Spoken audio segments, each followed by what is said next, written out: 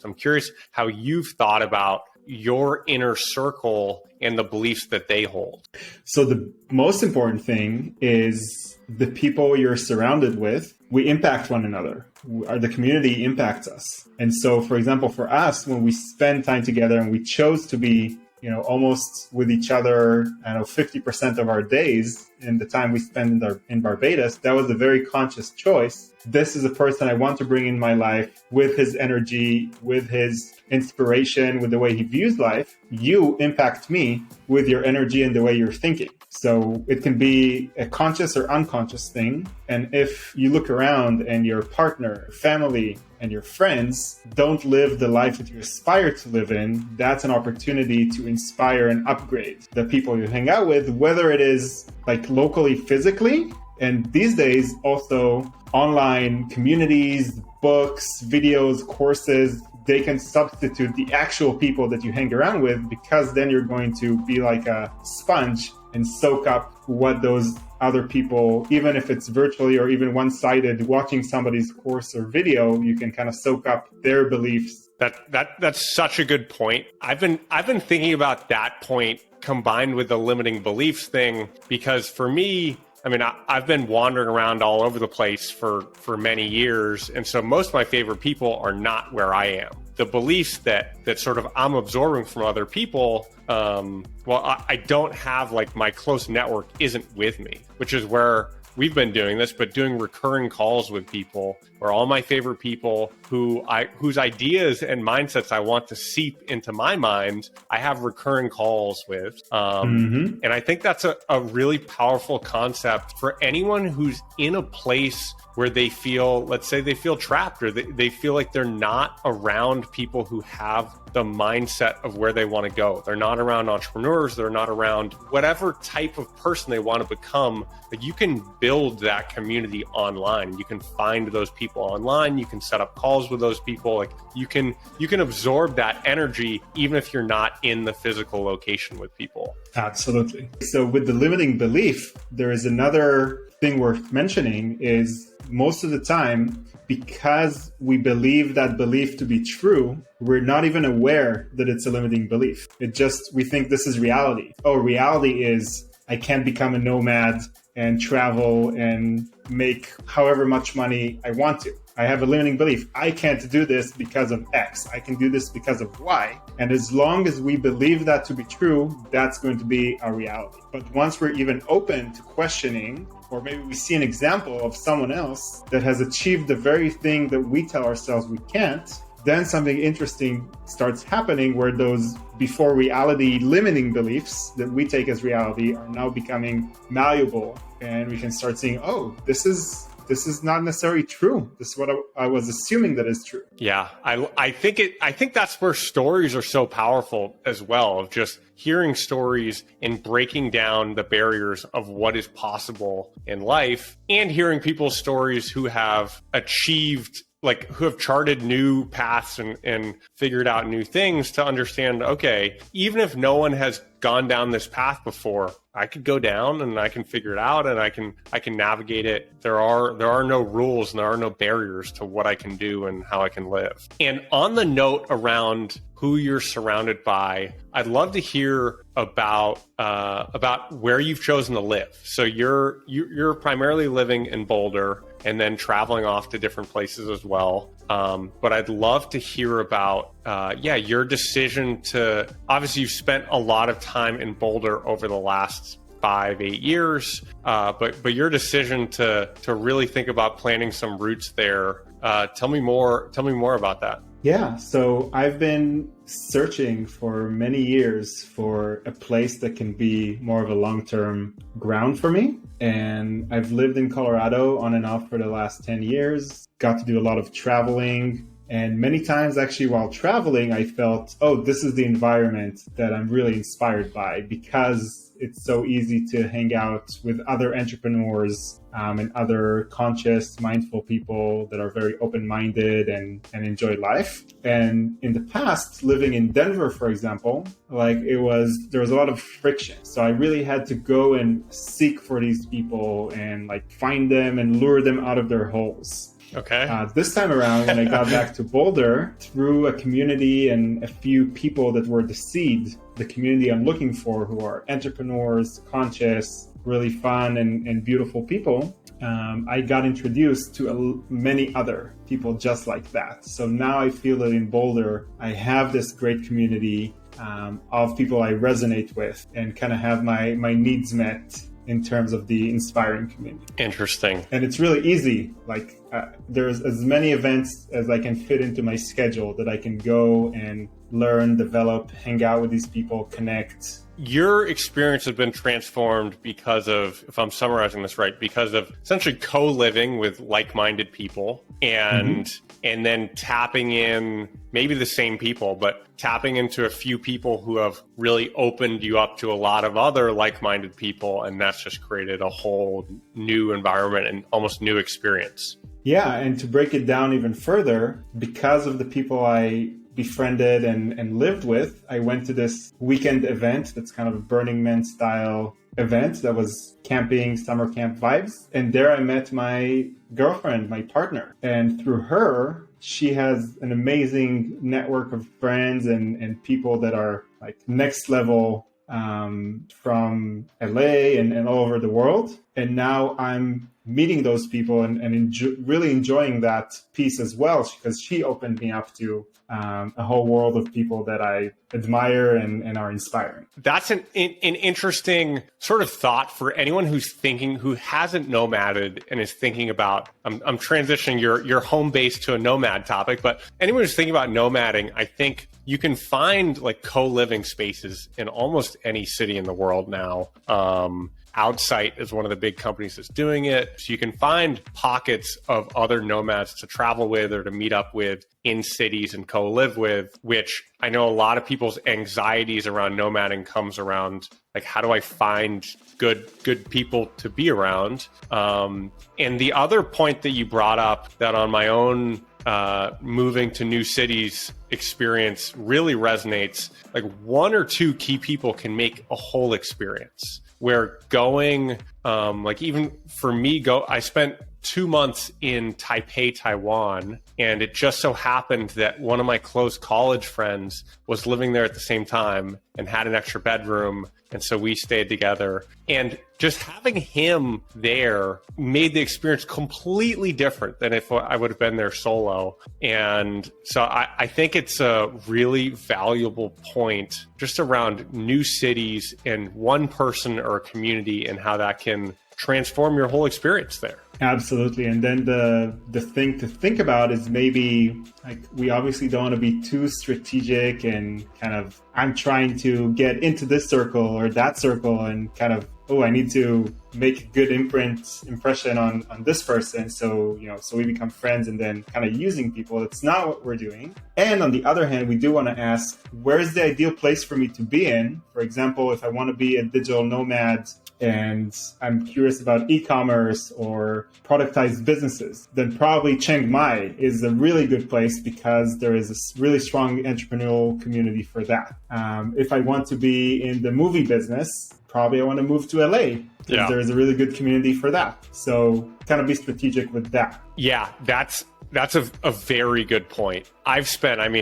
From our conversations, it feels like you've spent a lot of time thinking about this and thinking about like, where is my tribe? Like the people I want to be around, where are they? Where's the highest concentration of my tribe? Or where can I carve out or where can I find a nice community that will feel like my tribe? And I thought about that too. And for me, I think my tribe is in Bali, and that's where I feel like I fit in the most. And there's the highest density of like-minded people. But I think that's a really good point. And it makes me reflect on just I'm from Boston. I spent the last month and a half in Boston. And while there's lots of people that I love there and lots of people I really like, that is absolutely not my tribe. Like I think of Boston as being a very traditional city, people with traditional viewpoints of playing it safe and playing by the rules. And it's a completely different vibe than, let's say, a Bali or even a Boulder or just other cities anywhere. But for some people, that is their tribe. And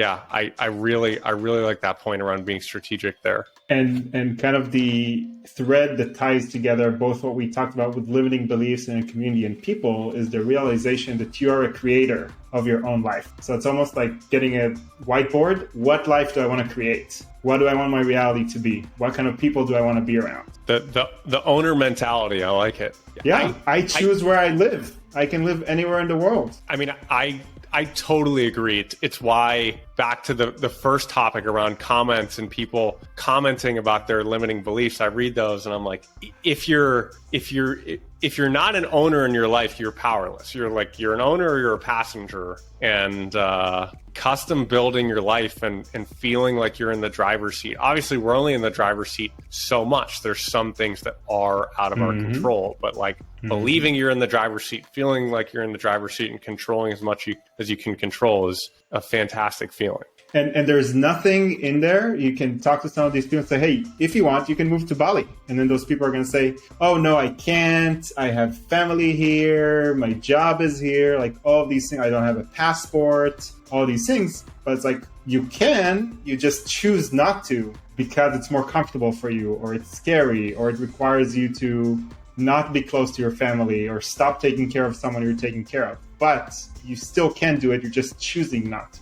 So I want to transition. I want to talk about your entrepreneurship journey and about converting a local business into a location independent business, which is something that you've done that feels very unique. And I'm sure there are a lot of local business owners who are very interested in how can I not be on site? How can I be in Israel or in Bali and have my local business and continue to grow it and make money? I'd love to start by just hearing your story, your business story. Like, tell us your business and entrepreneurial story.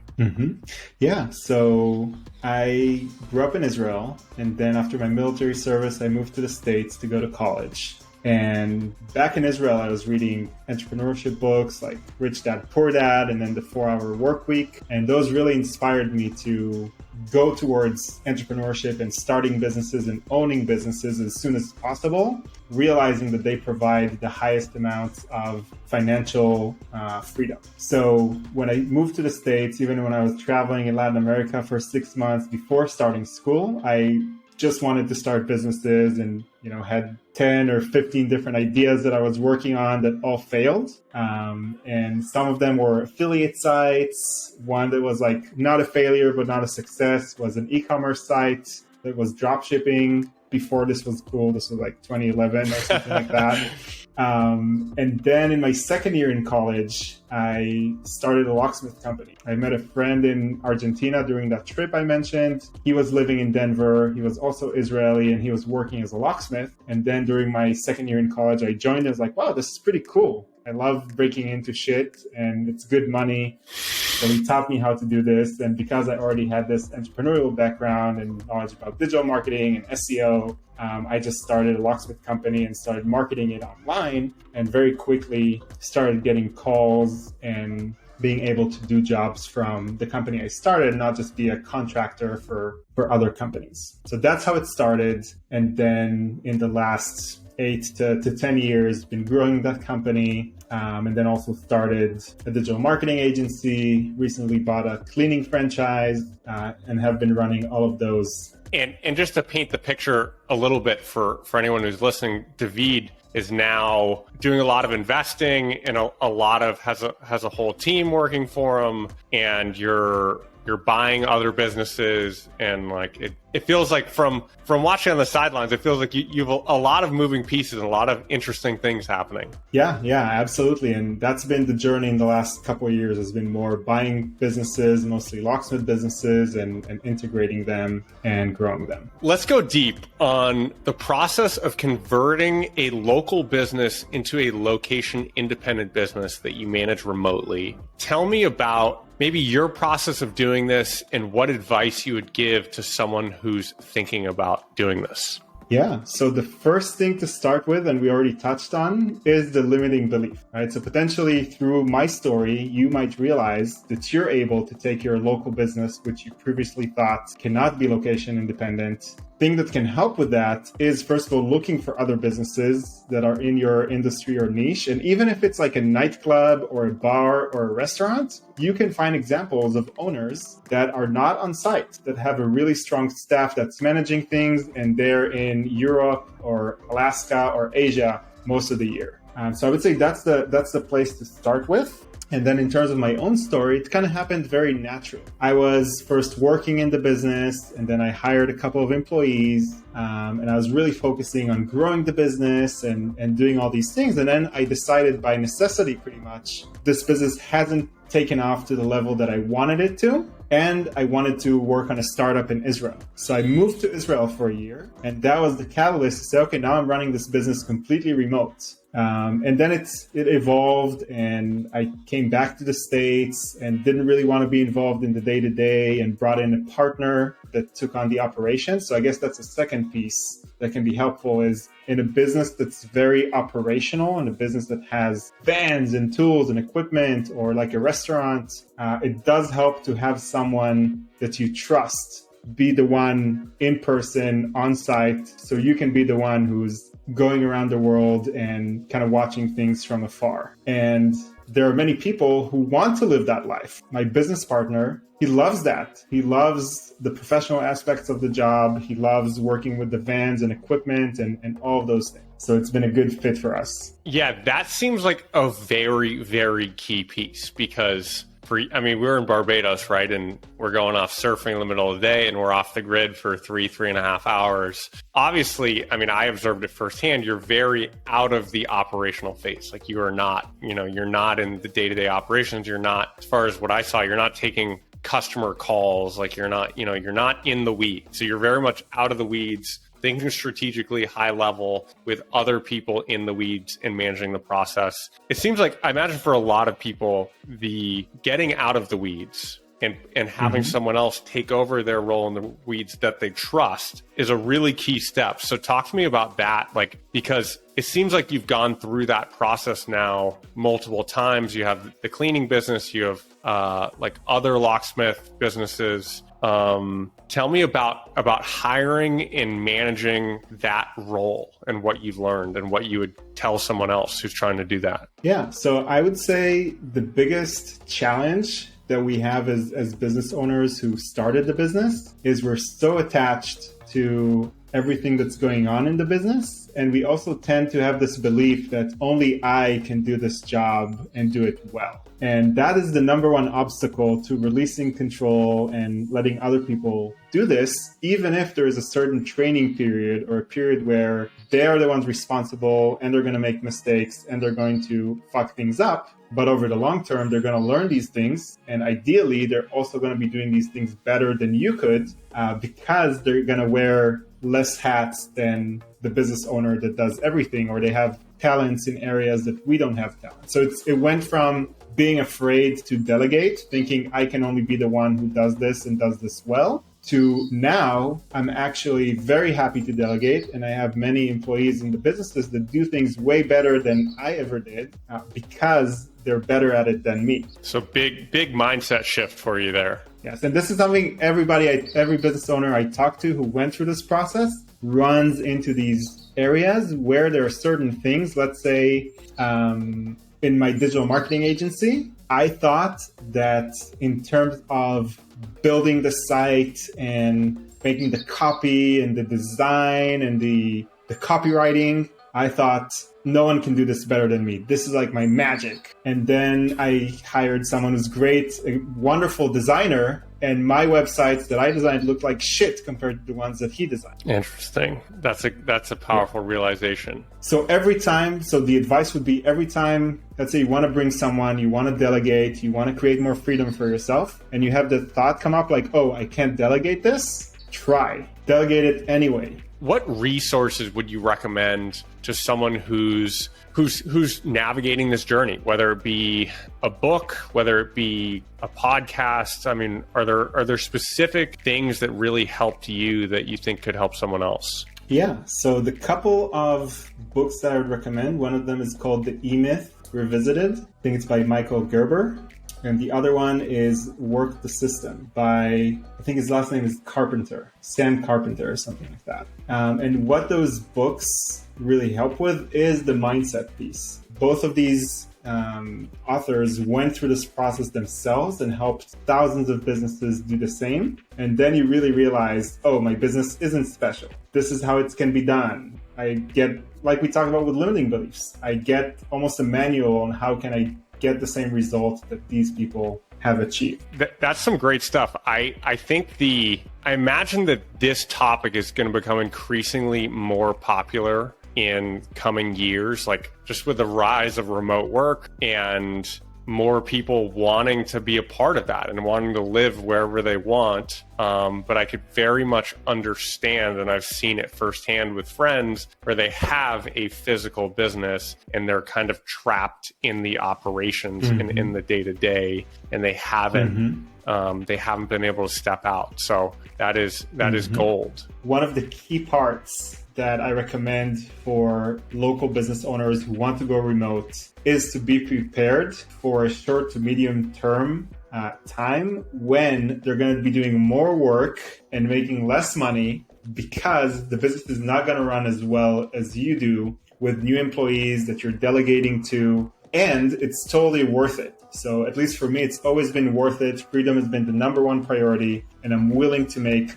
less money and work harder in a short to medium term in order to win this freedom to be location independent and to have a lot of freedom for the business. That makes a lot of sense. And that's a good segue into the topic around like optimizing for internal and external freedom and optimizing your life for freedom, which obviously I have my site called Freedom is Everything. This is the Freedom is Everything podcast. So here we are. Talk to me about freedom in your life and how you think about that. So I think I started from the financial freedom and looking for freedom on the financial monetary side of things. And the more I was working on that and the more I was able to achieve more of that, and granted, I'm not in a place where I can quit for the rest of my life and retire, but I've been in a place where I've had to work 5 to 10 hours a week and be able to take extended time off and live anywhere in the world and still make a six-figure income. And in a way, that's kind of like almost maximum external freedom. Like, okay, once you make millions, tens of millions, you can have private jets and stuff like that. And that's even more freedom. But having a lot of freedom of time, freedom of experience, that's kind of a saturation of the external freedom. And then more and more, I realized that the real game is internal. So it's an internal job. It's not an external job of how much money I have, how much property I own, what car do I drive. It's more of an internal game of how do I feel, how much control do I have on my internal workings in response to whatever it is that's happening. Interesting. I like that. One layer to this is within my community of entrepreneurial friends, you're probably one of the most like spiritual and aware people that I know. So I'd love to hear on that note a little about kind of your spiritual journey and how you've gotten to that perspective on internal freedom and viewing it in that way. Yeah. So I would say that the biggest part is through experience. At any given moment, we have a little story. Once I achieve X, then I'm going to be happy. Then I'm going to be free. And the more you go through that experience and you actually achieve it, and then you experience something strange, you don't experience what you thought you were going to experience. You have maybe this burst of joy that's either momentary or it can last, a few weeks or a period of time. And then you find yourself right back at square one. What do I do with my life? Feeling dissatisfaction and kind of realizing, oh, there's something in our mind that's just rinse, repeat. We make up a story. Once I do something, once I achieve something, once I own something, then I'll be happy. And we always push happiness and satisfaction and contentment into the far future. And then we achieve that. it doesn't happen, and we just reset the cycle. So that has been like a big experience. Is that, okay, let's look internally. Let's look at what's going on internally. How much freedom do I feel internally? And going on this internal journey and exploration. And then in response, what I've been noticing, as opposed to the other external factors, that's something that has given me results that I feel every day at any given moment. So to give some examples, in the past, when some crisis would happen in the business, I would go through an emotional roller coaster and my life would go to shit in terms of happiness and contentment. And because I've been doing this internal work, I've had things happen in the business like break-ins, employees quitting, things really not working well. And because of this strong, resilient, internal, grounded presence, realize like nothing that happens in the business, like the business could even fail completely, go bankrupt, and I'm still going to be happy and satisfied and realizing I'm the person who created the business. So if this business goes bust, okay, I can create 10 others. I can create things that are even better. So there really is nothing I'm afraid of. Man, that's a really good point. The piece about happiness not being at the end of the tunnel, and it's not like an external destination to arrive at because of some achievement, resonates so deeply, because I feel like that was what was kind of subconsciously programmed into my brain. And when I started nomading and went on my real entrepreneurial journey, I had to unpack that and try to reprogram that.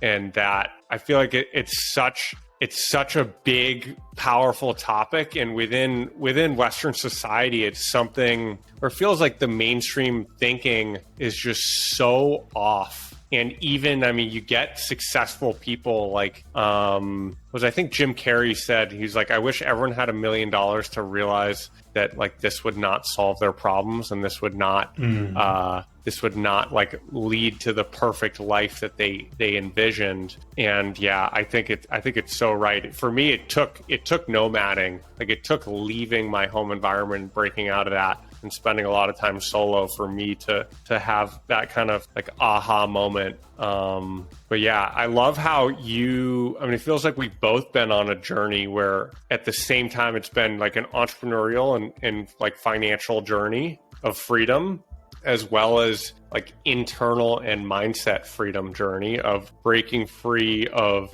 different things that we realize no longer serve us and putting in like new programming. And yeah, I love that you've been on that journey. I feel like it's such a powerful thing for anyone listening, which is, I think you're a prime example of this, that your mindsets can lead to dramatic shifts and lead to whatever life you want. And I want to add on that. So we have the tendency of seeing things as black or white, right? Either it's freedom is external or it's internal. Either I become this super successful person who's very rich. Freedom is everything. Freedom is everything. Freedom is everything. Exactly. Or all of that is crap. It's only internal. Go be a monk in some monastery. And the beauty is that you can find a balance between the two. And the balance is, what kind of life do I want to lead? What is my mission? What is my purpose? Like, it's coming from somewhere deep within you that then shows you how much resources do I actually need for that. And it's very grounded and balanced. And then they start supporting each other. Having more financial abundance helps you reach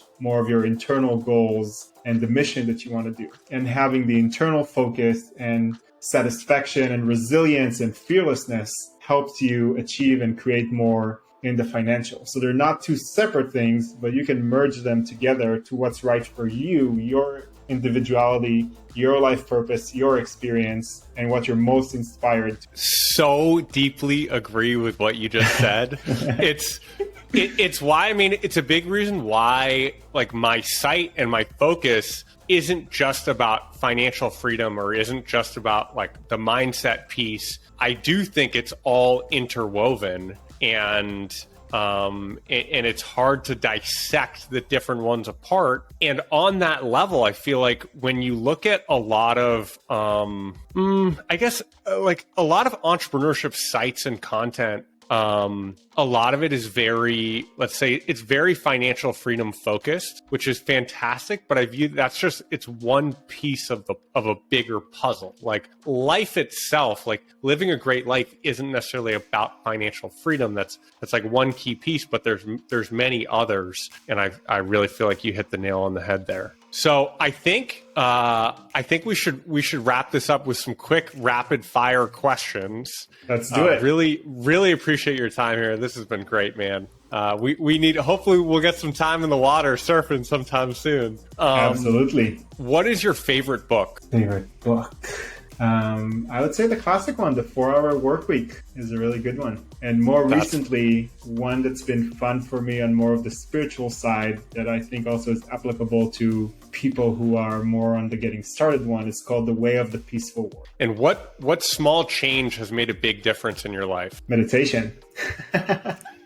Meditating Agreed. Twice a day, Vedic meditation. And what is one thing under $100 you can't live without? Probably this thing I have right in front of me, which is a Yeti cup. It's been a game changer in hot drinks and how long they stay hot and you can carry them with you. And if you had 20 seconds to live, what message would you share with the world? 20 seconds to live. I would share a message about love, how important it is, how beautiful it is, and how we have it right here in front of us with everyone that we interact with. Last question is, how can people learn more about you and your work? Where can they find you online? Yeah, so the best place right now to find me online is on davidlahav, LAHAV.com. And also, I don't invest much in social media at the moment, but always happy to connect through Instagram, Hey David LA. Awesome. And I'll put links in the description. David, appreciate having you here. This has been a pleasure. Great to see you as always, and we'll have to do this again. Thank you, Cam. Hope to see you again soon, and it's been such a pleasure. Thank you.